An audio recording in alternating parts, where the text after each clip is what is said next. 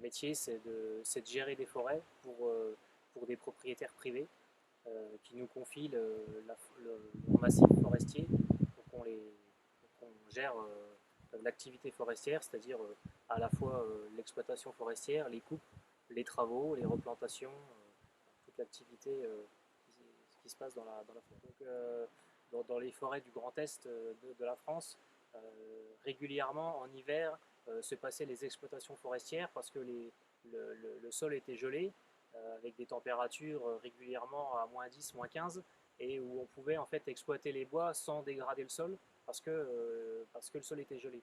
Et c'est vrai que depuis 5 à 10 ans, les gelées se font de plus en plus rares et récemment même n'existent plus. Donc on a eu des premières attaques de scolytes en 2018 et depuis 2018, ça n'a fait que s'empirer parce qu'on a eu à la fois des années très sèches et très chaudes qui à la fois favorisent le développement des scolytes et à la fois diminuent la résistance des arbres. Donc les deux paramètres font que les attaques sont très intenses. Alors, pour l'instant, on n'a pas de conséquences sur le chêne, par exemple, qui est une essence très importante, même si on commence à voir des dépérissements. Et puis sur le chêne, les conséquences, elles sont plus longues. Donc le chêne, c'est plutôt 2 à 4 ans après la sécheresse. Donc on n'est pas sûr qu'on n'a pas les conséquences prochaines. Donc c'est sûr il y a plusieurs options. Alors, il y a déjà l'option d'utiliser la même essence, mais dans des provenances différentes. Donc c'est-à-dire qu'aujourd'hui, pourquoi pas planter des chênes de Bourgogne ou du centre de la France qui sont déjà plus résistantes à la sécheresse dans notre région. Donc ça pourrait être la même essence mais d'autres provenances. Et puis ça peut être aussi d'autres essences. Et aujourd'hui, depuis un an, on a travaillé, alors c'est à l'initiative à l'origine de l'Office national des forêts et du Centre régional de la propriété forestière, donc les deux organismes publics qui s'occupent des forêts publiques et des forêts privées. Et donc moi je participe à ce projet.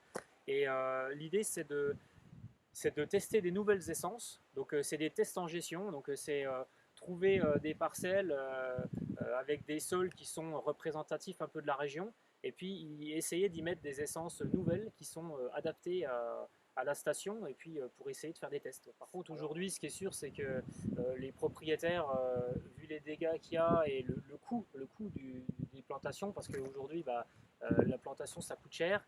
En plus, on a souvent des problèmes de gibier dans les forêts parce qu'il y a des grosses densités de gibier, donc replanter des arbres, c'est pas toujours simple. Et ça, des fois, ça coûte plus cher de protéger les plants que de les planter. Et donc entre autres, on essaye de travailler sur le drone. Et les premiers résultats sont assez concluants. Et on arrive aujourd'hui à faire des inventaires de forêts avec des drones. Donc le principe, c'est un survol de drone de la forêt, et puis après un système informatique qui va isoler chaque arbre, les compter, et puis avec un minimum de placettes sur le terrain, on fait un modèle qui extrapole à la forêt, et donc on a un volume de bois sur la forêt. Il faut essayer de diversifier un peu plus. Alors diversifier, alors déjà planter des essences adaptées à la station, donc essayer de mettre une essence dont on sait qu'elle va être adaptée au maximum à son environnement et à la station.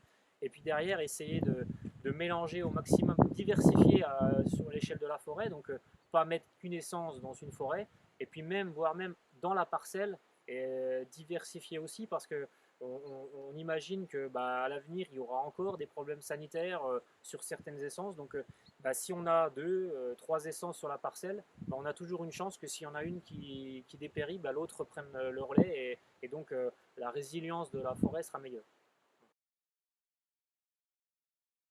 LifeTerra is co financed by the European Commission through the LIFE program.